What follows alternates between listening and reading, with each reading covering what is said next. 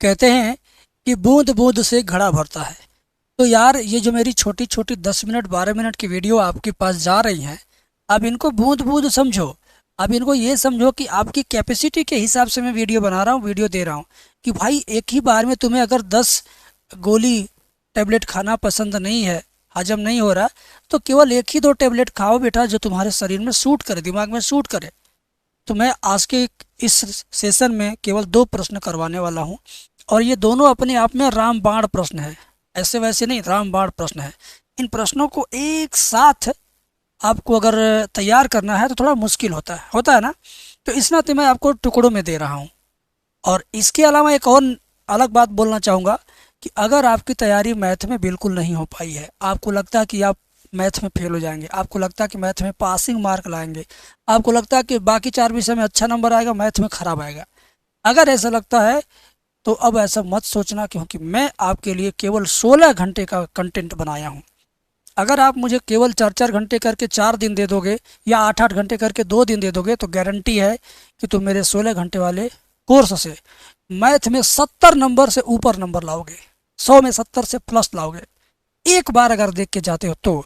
और अगर आपने पहले खरीद लिया है तो 3 4 बार दोहरा के जाना, माँ कसम बता रहा हूँ, 100 में तुम्हारा 100 फिक्स है।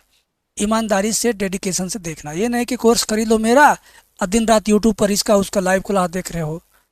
तो इसका उसका लाइव क्लास देख करके अपना कोर्स, तुम जो ओरिजिनल कोर्स है पढ़वे नहीं करोगे तो फिर तुम्हारा नुकसान होगा। सच बता रहा हूँ, रियलिटी बता रहा हूँ, ठीक है।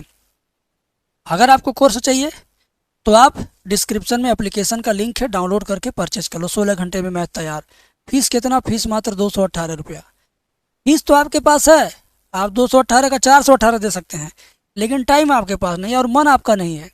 मन हो, समय हो तो आप कोर्स ले लेना, मन नहीं है, समय नहीं है तो मत लेना, ठीक है। हमें जो बताना था हमने बता दिया, अब मुझे जो पढ़ाना है मुझे पढ़ाने दो। सबसे अच्छा सवाल यह है कि उस समांतर चतुर्भुज का क्षेत्रफल ज्ञात कीजिए जिसके विकर्ण इतना और इतना है। तो सबसे पहले क्या करेंगे इसको करने के लिए? वेक्टर ए को चुपचाप लिख लेंगे, 3i cap plus J cap minus 2k cap, और वेक्टर बी बराबर I cap minus 3j cap plus 4k cap लिख लिया। अब हमें इन दोनों सदिशों से, इन दोनों विकर्णों से समांतर चतुर्भुज का क्षेत्रफल निकालना है। याद रखना, अगर विकर्ण दिया हो, सुनो सुनो सुनो, क्या दिया हो? विकर्ण दिया हो तो सीधे दोनों का क्रॉस निकालेंगे। विकर्ण दिया होने पर क्या निकालेंगे? क्रॉस गुणा। क्या निकालेंगे? क्रॉस गुणा, दोनों का क्रॉस गुणा। तो vector A cross vector B बराबर ये दो बड़ी बड़ी और खड़ी खड़ी लाइनें खींचेंगे, लिखेंगे आई कैप जे कैप के कैप, और आई जे के का गुणांक 3 1 माइनस 2 3 1 माइनस 2 1 माइनस 3 4 हो गया ये, ठीक है ना। अब क्या करोगे बेटा तुम?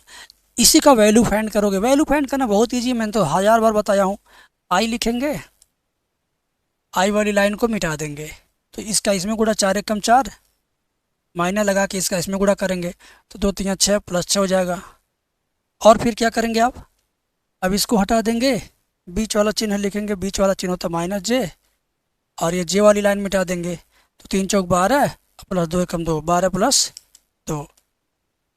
अब प्लस के लिखेंगे, के वाली लाइन मिटा देंगे, 3 3 9 माइनस 9, 1 एकम में 1 माइनस 1, तो माइनस 9 माइनस 1, ठीक है ना।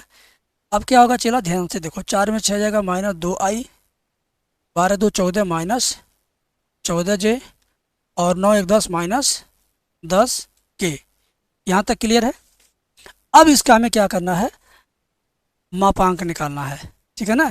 तो लिखेंगे सीधा समांतर चतुर्भुज का क्षेत्रफल, समांतर चतुर्भुज का क्षेत्रफल, समांतर चतुर्भुज का क्षेत्रफल बराबर करड़ी में इसके तीनों गुणांकों का स्क्वायर, माइनस 2 का स्क्वायर, माइनस 14 का स्क्वायर, और माइनस 10 का स्क्वायर।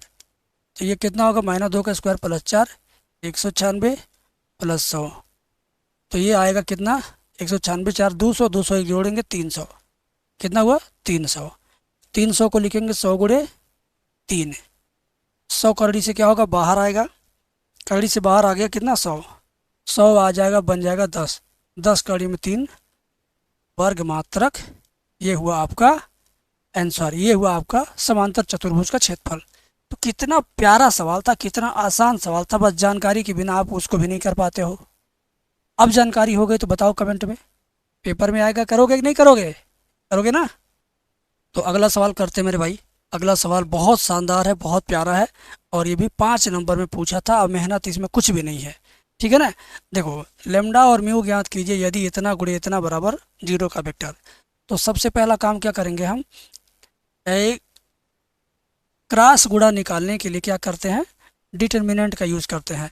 इसमें लिखेंगे आई कैप, जे कैप, के कैप, ठीक है ना। और यहाँ इसके अंदर का गुणांक 2, 6, 27 ले लीजिए, 2, 6, 27, और बराबर 0 का वेक्टर लिखिए, ठीक है ना। और इसके नीचे अब क्या लिखना है, इस वाले कोष्टक के अंदर आई जे के गुणांक, आई का गुणांक 1 है, जे का लेमडा, के का म्यू है, लेमडा और म्यू बराबर क्या, 0 का वेक्टर, ठीक है। बात समझ में आ गया। अब इसका वैल्यू फाइंड करने के लिए क्या करेंगे, आई लिखेंगे, कोष्टक बनाएंगे, आई वाली लाइन मिटाएंगे, 6 गुणे म्यू 6 म्यू माइनस 27 गुणे लेमडा 27 लेमडा, तो ये हो जाएगा 6 म्यू माइनस 27 लेमडा। फिर जे के पहले माइनस चिन्ह लगा के ही लिखा जाता है, यानी जे का चिन्ह माइनस होता है, लिखा हो चाहे ना लिखा हो माइनस, लेकिन आपको माइनस लिखना है, ठीक है। कोष्टक बना देंगे और ये मिटाएंगे, 2 का म्यू में गुणा 2 म्यू और 27 से कम 27, 2 म्यू माइनस 27 प्लस के लिखेंगे, के लिख करके के वाली लाइन मिटा देंगे, 2 का लेमडा में गुणा 2 लेमडा माइनस 6 कम 6, 2 लेमडा माइनस 6 बराबर क्या रहेगा, 0 का वेक्टर है। इतना आपको समझ में आ गया। अब क्या करोगे, प्यार से देखो, प्यार से देखना है, क्या करना, प्यार से देखना है। ये सब उतार देंगे, 6 म्यू माइनस 27 लेमडा माइनस जे 2 म्यू माइनस 27 प्लस के कैप 2 लेमडा, ध्यान दीजिए 2 लेमडा माइनस 6। अब 0 का वेक्टर लिखा है तो इसको ऐसे लिख सकते हो आप, 0 आई कैप प्लस 0 जे कैप प्लस 0 के कैप, ऐसे भी लिख सकते हैं। 0 वेक्टर का मतलब 0 0 0, ठीक है। अब कंपेयर कर दो, इसमें से दो अज्ञात वैल्यू है तो आई को कंपेयर मत करो, जे को कर दो, के को कर दो। तुलना करने पर लिखिए, लिखिए यहाँ पे तुलना करने पर, तुलना करने पर, तुलना करने पर क्या होगा, ध्यान से सुनिएगा। बीच वाला जे का गुणांक क्या है, 2 म्यू, ये यू हो जा रहा, 2 म्यू माइनस 27, और यहाँ जे का गुणांक क्या है, जे का गुणांक बराबर 0, ठीक है। ऐसे के का गुणांक यहाँ क्या, 2 लेमडा माइनस 6 बराबर यहाँ के का गुणांक क्या है, 0, ठीक है ना। अब आपका आंसर तुरंत आ जाएगा, आंसर आपका तुरंत आएगा। 2 म्यू बराबर माइनस 27 उधर जाएगा प्लस 27, म्यू बराबर 27 और 2 आ जाएगा बटे 2, ठीक है। ऐसे 2 लेमडा माइनस 6 दाहिने पक्ष में जाएगा प्लस 6, लेमडा बराबर 6 बटे 2, लेमडा बराबर 2 से 6 काटेंगे 3 होगा। बस यही आपका क्या है, आंसर है। लेमडा का मान और म्यू का मान आ गया। तो ये सवाल देखो, इसमें कुछ था, कुछ नहीं था, काम तो वही है जो पिछले क्वेश्चन में था। पिछले क्वेश्चन में भी मैंने क्या दिखाया आपको, मैंने यही वाला कराया आपको, ध्यान दीजिए, यही काम हुआ है, यही काम हुआ है। इस क्वेश्चन में भी यही काम हुआ है, ध्यान दीजिए, यही काम हुआ है ना।